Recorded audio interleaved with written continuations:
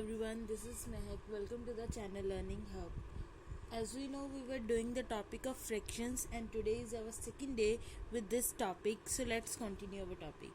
Our first question is find 3 equivalence fraction of 2/7. हमारे पास एक number दिया है 2/7 है. इसके हमने 3 इक्विवेलेंस फ्रैक्शन फाइंड करने हैं. इक्विवेलेंस फ्रैक्शन कैसे फाइंड करते हैं? हमने यहाँ पे 3 फाइंड करने हैं इसके, तो हम 2/7 को कितनी 3 टाइम्स लिख लेते हैं. 2/7, 2/7 एंड 2/7. मैंने 3 फाइंड करने, तो 3 बार मैंने लिख लिया. फर्स्ट वाले को आप मल्टीप्लाई करोगे 2/2 से, सेकंड वाले को 3/3 से, थर्ड को 4/4 से. अगर वो यहाँ पे हमें कहते find 4 equivalence of this number, तो मैं क्या करती 4 टाइम लिख के उसको किससे मल्टीप्लाई करते 5/5 से.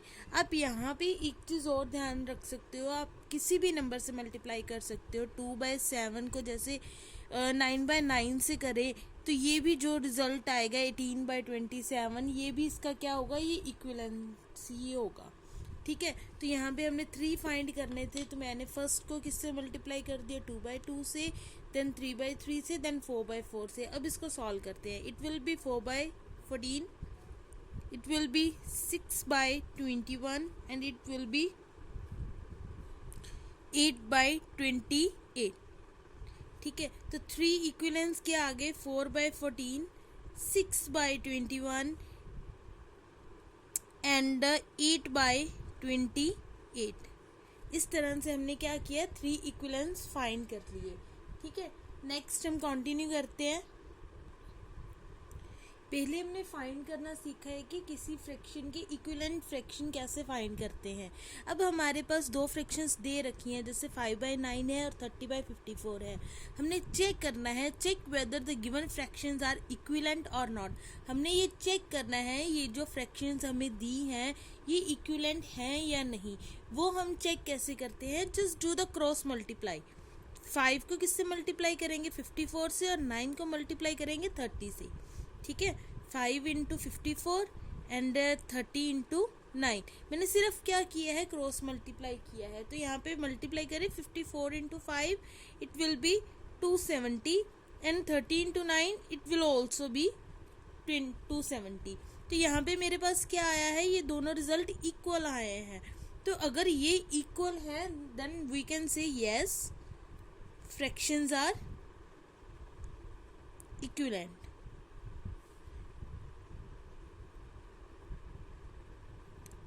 अगर ये क्रॉस मल्टीप्लाई करने पर रिजल्ट इक्वल आए, तो जो हमारे पास फ्रैक्शंस गिवन होंगी वो इक्विवेलेंट होंगी, अदरवाइज नहीं. तो हमारे पास सेकंड क्वेश्चन है 6/7 एंड 9/4. क्रॉस मल्टीप्लाई करते हैं 6 इंटू 4, ठीक है, एंड 7 इंटू 9. 6 4 24 एंड 7 9 63. तो यहाँ पे 24 इज नॉट इक्वल टू 63. तो यहाँ पे हम क्या कहेंगे, no fractions are not equivalent. Fractions जो है वो इक्विवेलेंट नहीं है. इस तरह से हम क्या है, जो हमारे पास फ्रैक्शंस गिवन होती है उनको चेक करते हैं कि वो इक्विवेलेंट है या नहीं. ठीक है, तो नेक्स्ट कंटिन्यू करते हैं हम.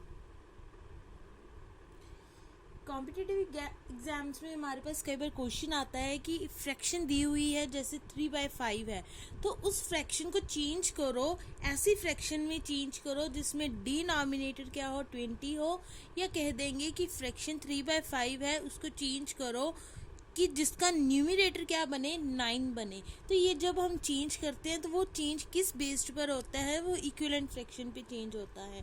तो लेट्स डू द क्वेश्चन. हमारे पास यहाँ पे फ्रैक्शन क्या है 3/5 है, तो हमने बनानी क्या है, एक नई ऐसी फ्रैक्शन बनानी है जिसमें डिनोमिनेटर क्या बने 20 बने. डिनोमिनेटर मतलब फ्रैक्शन का नीचे वाला पार्ट. तो 5 से वो 20 बना है, तो 5 किससे ऑब्वियस है 5 से 20 बड़ा है, तो बड़ा कैसे होता है मल्टीप्लाई करके होता है. तो हम 5 को किससे मल्टीप्लाई करें वो 20 बने, दैट विल बी 4. तो नीचे अगर 4 से मल्टीप्लाई किया है तो हम ऊपर भी किससे मल्टीप्लाई करेंगे 4 से. तो 4 3 ज़ा 12. तो हमारे पास 3/5 से हमने एक ऐसी इक्विवेलेंट फ्रैक्शन बना ली जिसमें डिनोमिनेटर क्या आ रहा है, 20 आ रहा है। अब हमने क्या करना है, 3/5 से एक इक्विवेलेंट फ्रैक्शन बनानी है जिसमें न्यूमरेटर मेरा क्या बने, 9 बने। तो यहाँ पे अगेन 3 से वो ग्रेटर हो रहा है, 9 हो रहा है, तो ऑब्वियसली वो मल्टीप्लाई हुआ होगा। तो 3 को किससे मल्टीप्लाई करेंगे, 9 बने, दैट विल बी 3। तो 3 से अगर ऊपर मल्टीप्लाई किया है तो नीचे भी हम किससे करेंगे, 3 से करेंगे। 5 3 ज़ा 15। तो यहाँ पे इक्विवेलेंट फ्रैक्शन मेरी क्या आ गई, 9/15।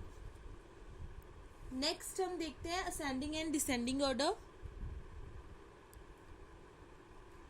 Now our topic is ascending order. Ascending order में हमारे पास कुछ फ्रैक्शंस दी होंगी, उनको लिखना किस में अरेंज करना है, असेंडिंग ऑर्डर में। असेंडिंग ऑर्डर मतलब बढ़ते क्रम में लिखना है हमने। लाइक मेरे पास जैसे यहाँ पे नंबर्स है कोई 2 1 3 4, तो मैंने ये 4 जो नंबर दे रखे हैं उनको असेंडिंग ऑर्डर में लिखना है, बढ़ते क्रम में। मतलब सबसे पहले छोटा नंबर, फिर उससे बड़ा, फिर उससे बड़ा और इससे बड़ा।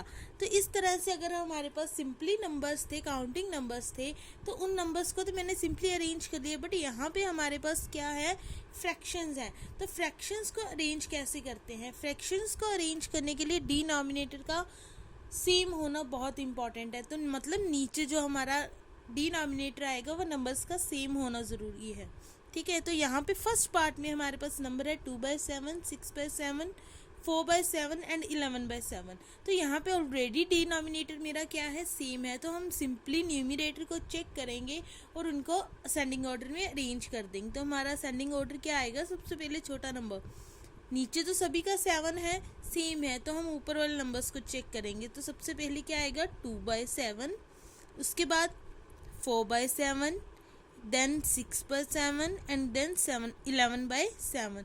तो यहाँ पे डिनोमिनेटर सेम था तो इजीली हमने अरेंज कर दिया असेंडिंग ऑर्डर में।